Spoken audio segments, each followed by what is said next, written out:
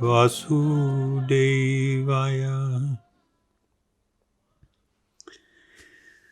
So last week I was responding to a question I got online, and it was about, or from someone that was asking about, or asking questions related to how people misuse the idea or concept of both renunciation and attachment in a way to fundamentally abuse someone in different ways, or manipulate is probably a more accurate word.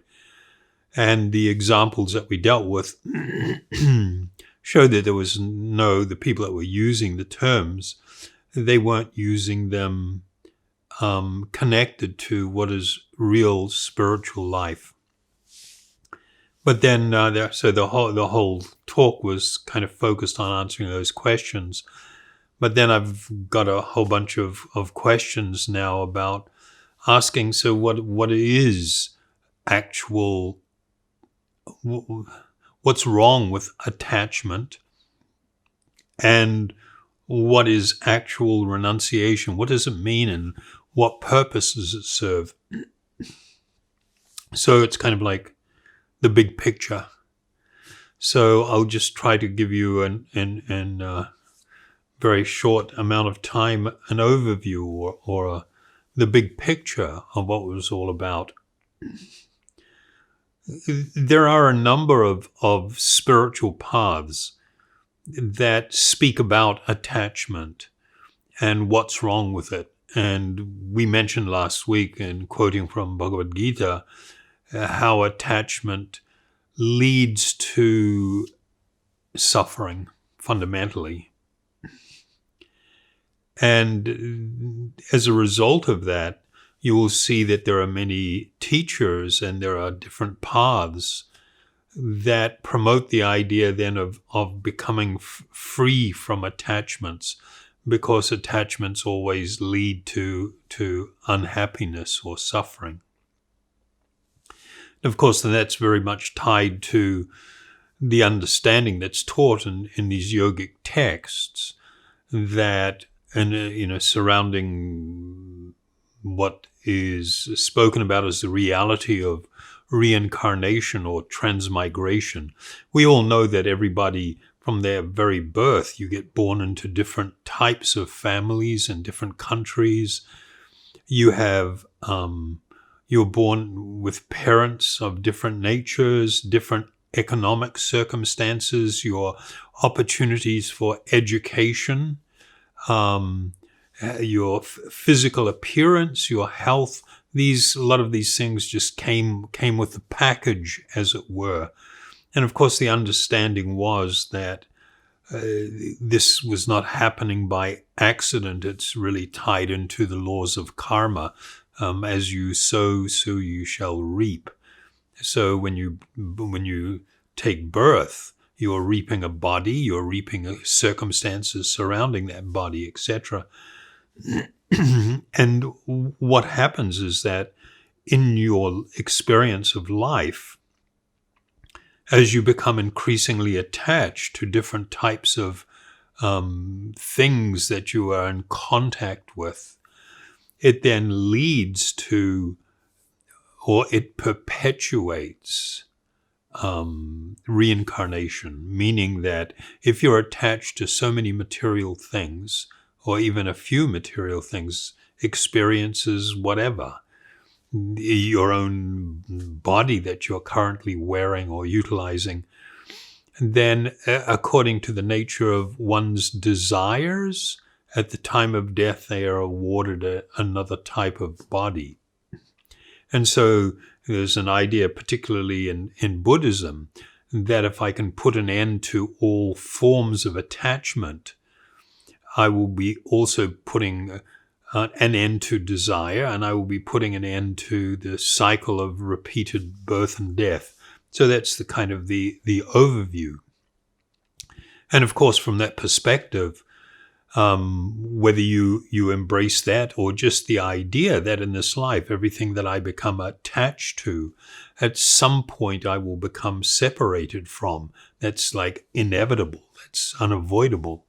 And the more attached I am to something, when I am separated from it, the more pain I will feel as a consequence. And so there was this idea that I need to become free from attachments.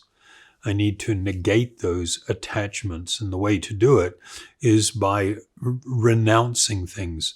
Excuse me. I need to renounce or give up so many things to become free from attachment. But that is an almost impossible task. At the very least, it's an incredibly difficult task. And one would question, really, is it worth it? Is it worth really, doing that? For one that has experienced great pain and suffering, they would say, yeah, anything to become free from that. But from a truly spiritual perspective, that somewhat leaves you in a limbo. What, you're not going to desire anything, you're not going to have any form of attachments, you're going to renounce everything, and it's kind of like, well, what are you actually left with? In the actual higher teachings of yoga, they make this really clear distinction. The problem is not attachment. The problem is what it is that you are attached to. When you become attached to material things, meaning things of this world, whether that's relationships, whether it's objects, whether it's experiences, then yes, certainly you will suffer some unhappiness or painfulness when you are separated from those things that you're attached to.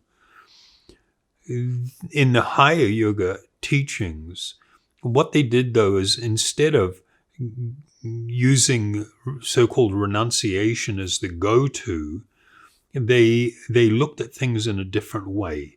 But before I get to that, I'll just talk about the renunciation aspect. Renunciation actually requires that I consider things as mine. And then I am going to renounce what is mine. I'm going to give up. I'm going to step away from those things that I was feeling that I owned. In the higher spiritual teachings of yoga, they say that this is not founded on an actual clear understanding. It's actually a misunderstanding. They say that in reality, you cannot claim ownership of anything. For instance, when you showed up in this particular lifetime, in this body, you came into the world with nothing. And when you leave this body, you leave with nothing. You can't bring anything with you. And the idea of then, in between those events, laying claim to so many things is, it's not real. It's an idea. It's a conception that people have that they can own things. But in reality, you cannot. You cannot lay claim to anything. So I'll read one verse from the one of the Upanishads, the Isha Upanishad. And this is the very first verse. There is an invocation. The Isha Upanishad is actually only, it's quite short. It's only about 18, I think it is, verses. There is an invocation, but the first text, it says in Sanskrit, Ishyavasham idam sarvam Yatkincha jagatyam jagat. Tena tyaktena bhunjitaha ma gridha kasya avidhanam. And the English translation is that everything animate and inanimate that is within the universe is controlled and owned by the Supreme. One should therefore accept only those things necessary for himself or oneself, which are set aside as one's quota, and one should not accept other things knowing well to whom they belong. I mean, that's just an amazing idea, an amazing spiritual idea, that if I understood that everything was owned and controlled by someone other than me, then the way in which I would treat this world, the way in which I would look upon the idea of possessions, it would radically shift from the idea of ownership to the idea of stewardship, that there are going to be a certain amount of stuff and things within my sphere of influence and limited, and also limited by time, under a limited control. And these things have been described here as somewhat set aside as my quota, and I may utilize them, but I should not claim ownership of them. And if people could really adopt that view, which is founded upon the spiritual understanding that I am an eternal spiritual being. You are an eternal spiritual being. You are having a temporary and passing experience within this particular body that you have. And what it does is it causes an individual to begin to consider then, okay, what is the purpose of my existence? What should I be doing in this life? In this world?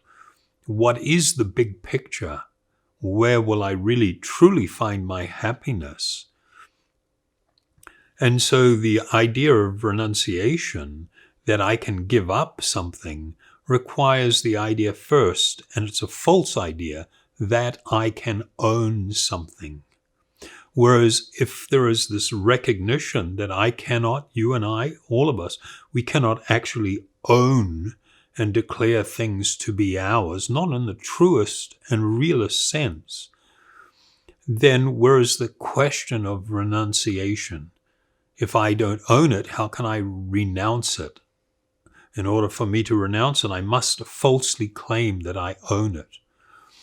And in this teaching, this higher teaching, higher understanding, renunciation actually had to do with not making false claims of ownership, running after and seeking to acquire and possess things as mine.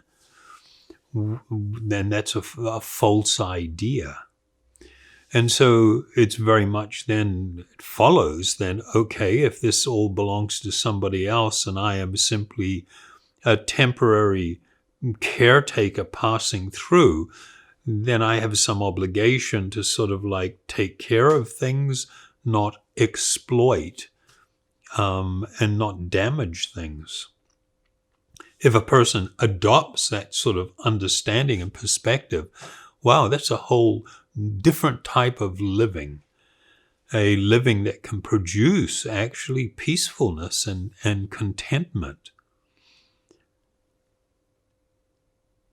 Jumping now back to the first part of that, those two things, attachment. I had mentioned that the problem with attachment is not being attached, it's actually what you are attached to.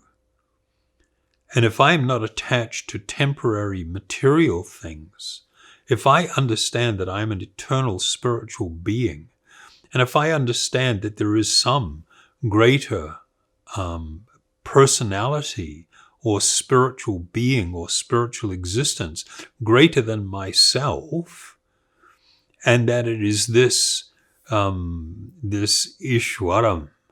this, as Patanjali speaks about, this personality, he describes as Purusha, that it is a Purusha Vishesha. There is one amongst all living beings, there is one being that is exceptional and extraordinary and different than all the others.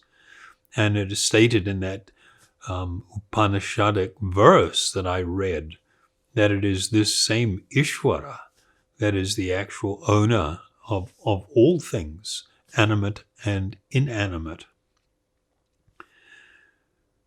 Attachment, if I am cultivating attachment to that which is spiritual, then the nature of my attachment is eternal. When I become attached to that which is temporary, then that attachment will be temporary. It will be forcibly broken for me. When I'm attached to that which is material, I become entangled and entwined in material existence, and I am constantly being, this is idea that's been reinforced that I am this body that I'm wearing around. Whereas on the other hand, if I'm cultivating and developing an attachment to spiritual reality, to the spiritual being, to the supreme being, attachment to the transcendental sound, to that which is actually spiritual, then my engaging in spiritual activities and leading a spiritual life is something that will spontaneously develop and manifest, because that's where my attachment is. In other words, it is going to serve me well to be attached to that which is spiritual. What that does is pull me out of material consciousness. When I become attached to that which is material, I get pulled away from the spiritual reality and absorbed in that which is temporary and that which is passing, that which is filled with unhappiness and suffering. So you had, particularly with the paths of karma yoga, buddhi yoga, bhakti yoga, the path of devotion, where the transcendentalist or the aspirant transcendentalist actually made a conscious decision and effort to develop an attachment to that which is divine, the supreme soul, to rekindle this lost connection. In the Brahma Samhita, it describes that the living being actually has an eternal bond of kinship with the supreme soul. Only we have become disconnected. That has been kind of like covered up. And so in these paths that are more devotional in nature, one can more easily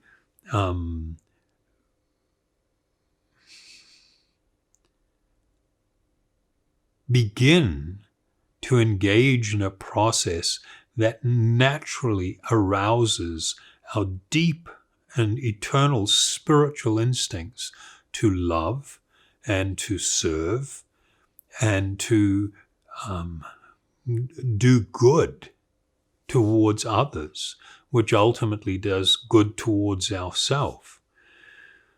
In that process, spiritual attachment is not at all seen as a bad thing. It is a fantastic and wonderful thing. And it makes it so a person can live a life of very deep devotion, of very great surrender, of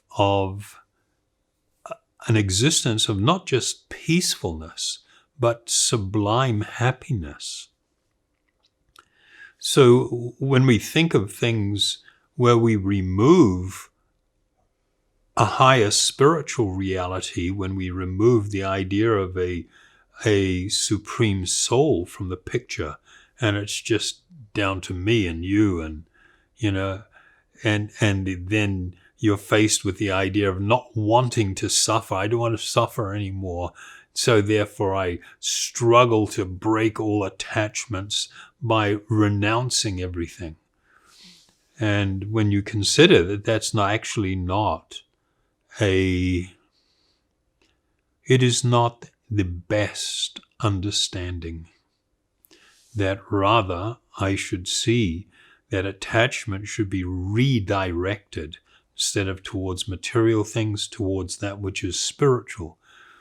That renunciation means I renounce my false claim to this world and things of this world. I acknowledge and accept that there is a higher spiritual existence and reality that is fundamentally the owner and controller of everything animate and inanimate. And I seek to reconnect in a spirit, a mood of profound affection and love. So this is really what the higher understanding of the concepts of attachment and renunciation are really about. So that's sort of like the big picture, and everything, of course, flows from that. And so if we look at last week's talk in relation to what we just mentioned here, you know, the idea of being able to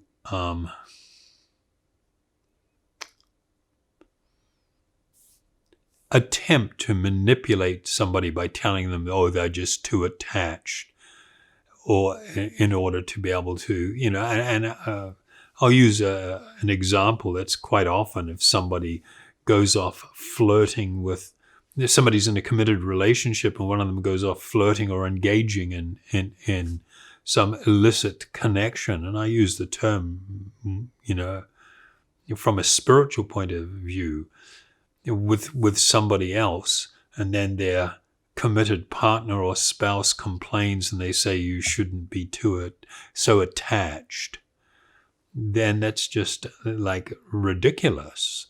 That's actually very sad that somebody tries to use an amazing spiritual principle just for their own selfish ends. So thank you very much. That's about the extent of what we'll cover tonight, and I hope that has helped in developing a better understanding on these spiritual subject or these principles. And so invite you to join with me. We'll be chanting the sacred sounds as Om, Hari Om.